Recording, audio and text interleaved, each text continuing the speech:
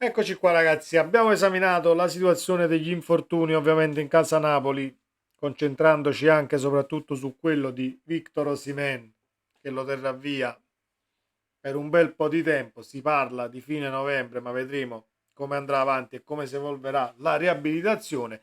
Parliamo dei nazionali impegnati appunto in queste qualificazioni agli europei, chi per qualificazione agli europei, chi per amichevoli.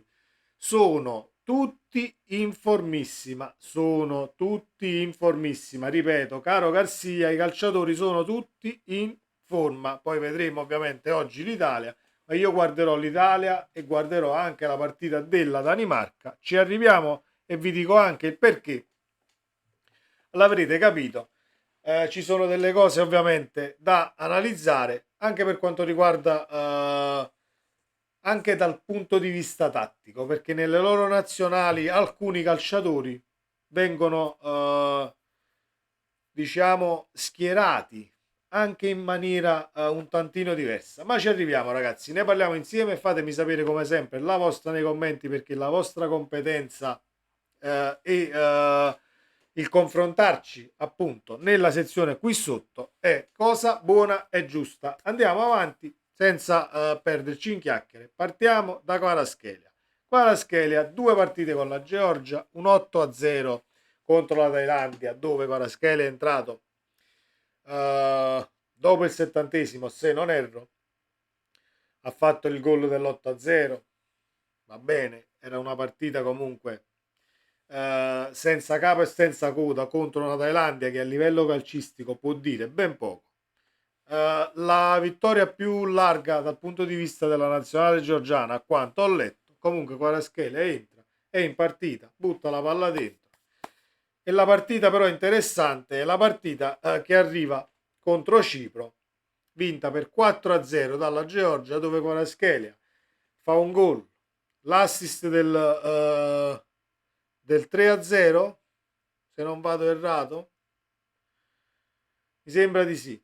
E il primo gol addirittura è una conseguenza di un tiro di Kvara rimpallato al limite dell'area, dove poi l'altro calciatore georgiano che adesso non ricordo, Dimishvili mi sembra, una cosa del genere, comunque butta dentro il primo gol della partita e fa sì che Kvaratskhelia sia uno dei migliori in campo. Voglio arrivare un attimo dal punto di vista, voglio arrivare un attimo a dire una cosa dal punto di vista tattico perché? Perché secondo me il CT della Georgia ci è arrivato prima che ci arrivassero gli allenatori di club, ovvero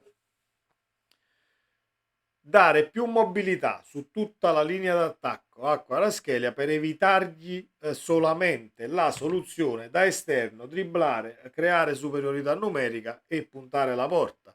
Quindi lo vediamo in partenza addirittura come quarto di centrocampo sull'esterno, ma durante tutta la partita, per chi ha visto il match, te lo ritrovi dappertutto, su tutta la linea offensiva, addirittura anche in posizione di punta centrale. Con questo non voglio dire vieni a Napoli e cambiamogli il ruolo, assolutamente no. Però visti i calciatori che ha il Napoli, si può tranquillamente trovare una soluzione diversa e altrettanto proficua per quanto riguarda Guara, per quanto riguarda tutto l'attacco, perché molte delle mosse che poi sono nelle corde dall'anno scorso vengono comunque prese dalle squadre avversarie con tempi giusti, hanno trovato le contromisure, quindi bisogna un tantino, secondo me, lavorarci su questa cosa. Detto questo, Kvaratskhelia è migliore in campo, fisicamente sta benissimo, ha fatto un gol, un assist, un gol che ha provocato da lui con il tiro rimpallato e il gol contro la Thailandia, due gol, un assist e prestazioni veramente più che sufficienti e dire poco, da 7 in pagella alla fine l'ultima partita, poi l'apparizione contro la Thailandia va bene così, sono pochi minuti contro una squadra che stava già perdendo 7-0, poco rilevante, però contro Cipro è stato un grandissimo Kvaratskhelia. Detto questo, passiamo ad Ostigard perché c'è anche da dire qualcosina su Ostigard. Ostigard nelle due apparizioni con la nazionale ha giocato in tutte e due le partite come centro-sinistra. A Napoli fa il centro-destra al posto di Rachmani. Con questo non voglio dire vieni a Napoli e lo spostiamo dove gioca Nathan, no, nella maniera più assoluta, però voglio dire che nel caso si vorrebbe far saltare qualche partita a Nathan, mi auguro di no perché Nathan deve giocare quante più partite possibili perché di partita in partita sta crescendo sempre di più, quindi evitare questo, diciamo questo uso del difensore altalenante in questo caso perché con Nathan bisogna andarci dritti e farlo giocare quante più partite possibili. Poi vedremo fisicamente Nathan come ci arriverà perché non dimentichiamo che l'abbiamo preso a campionato brasiliano già in corso, quindi eh, potrebbe pagare, diciamo, stanchezza da gennaio in avanti e sarebbe anche una cosa plausibilissima, visto che l'abbiamo comprato quando il campionato brasiliano è già in corso, quindi non ha staccato proprio quest'anno. Al di là delle partite poi che non ha giocato all'inizio perché si doveva ambientare, eccetera, eccetera. Però comunque ti sei allenato, non hai fatto pause di nessuna maniera.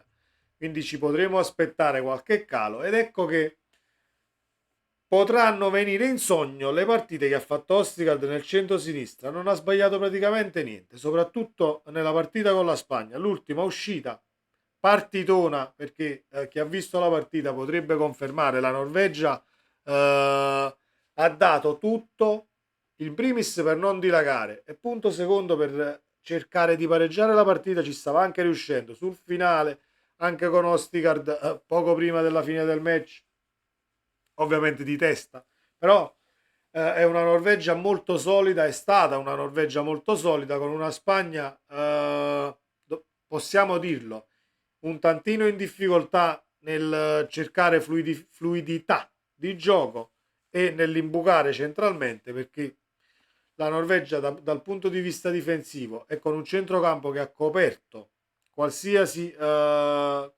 linea di passaggio è riuscita a tenere la Spagna comunque sul filo del rasoio, ha vinto la Spagna 1-0 e ovviamente non è che la Norvegia poi ha portato il punto a casa, però è una grandissima secondo me nazionale che non andrà agli europei perché ha perso la partita, quindi difficilmente vedremo la Norvegia ai prossimi europei. Mi auguro che vedremo l'Italia ai prossimi europei in questo caso. Però è un Ostigard che può anche giocare tranquillamente e nella maniera più assoluta sul centro-sinistra.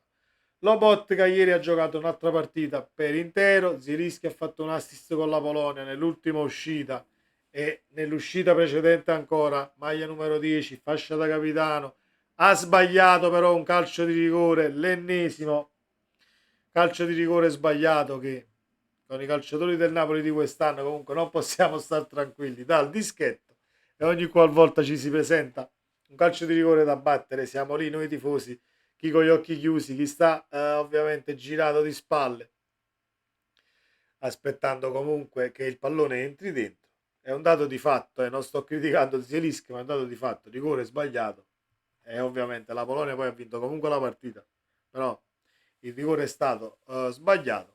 Vedremo oggi l'Italia con Raspadori impegnato, Di Lorenzo che dovrà giocare visto che non ha giocato contro Malta.